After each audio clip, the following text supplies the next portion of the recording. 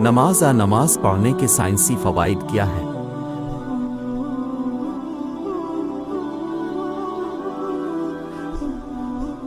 ایک مسلمان اسکالر کے مطابق، جیسا کہ ماہانہ اردو میگزین تہذیب الاخلاق علی گڑھ انڈیا میں رپورٹ کیا گیا ہے، جو مسلمان باقاعدگی سے نماز پڑھتا ہے، اسے گٹھیا پن جوڑوں کے درد سے متعلق ہونے والے مرض کے امکانات بہت کم ہوتے ہیں، کیونکہ ہم نماز کے دوران اپنی ہڈیوں اور جوڑوں کی ورزش کرتے ہیں۔ اس حدیث کی روشنی میں ہم اس مختصر نوٹ میں نماز کے بعض آرتھوپیڈک فوائد بیان کرنے کی کوشش کریں گے۔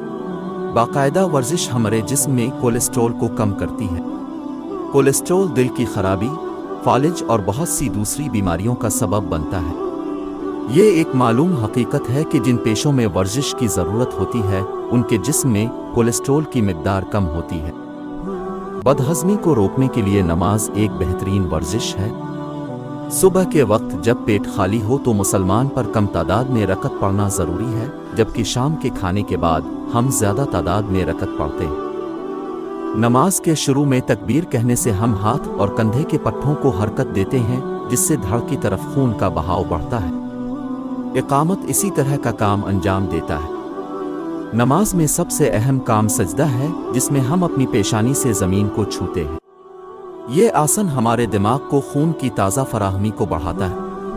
تشہد کی حالت میں ہمارے کولے، کوہنی، گھٹنوں کے جوڑ، ریڑھ کی ہڈی، کلائی کے جوڑ اس طرح حرکت کرتے ہیں کہ یہ ہمارے پورے جسم کو سکون فراہم کرتا ہے۔ جسم کے اعضاء پر دباؤ اس طرح لگایا جاتا ہے جیسے یہ ایک قسم کا مساج ہو، جس سے تناؤ کم ہوتا ہے۔ جسم کے سب سے اہم عضو میں دل ہے۔ یہ جسم کے تمام بافتوں کو تازہ خون فراہم کرتا ہے۔ نماز کے دوران کی جانے والی یہ جسمانی حرکات ہمارے دل کے لیے بھی ورزش کا ایک بہترین ذریعہ ہے۔ حدیث نبوی کے مطابق جسم میں ایک عضو ہوتا ہے، جب وہ صحت مند ہوتا ہے تو پورا جسم تندرست رہتا ہے، اور جب یہ بیمار ہوتا ہے تو پورا جسم بیمار ہو جاتا ہے۔ فرمایا کہ وہ دل ہے۔ روحانی فوائد۔ دن میں 5 وقت کی نماز مومن کو مسلسل خدا کی یاد میں مشغول رکھتی ہے، اور اسے کسی بھی ناجائز کام سے دور رکھتی ہے، اور اسے صرف ایسے کاموں کی طرف لے جاتی ہے جس سے خدا کی خوشنودی حاصل ہو۔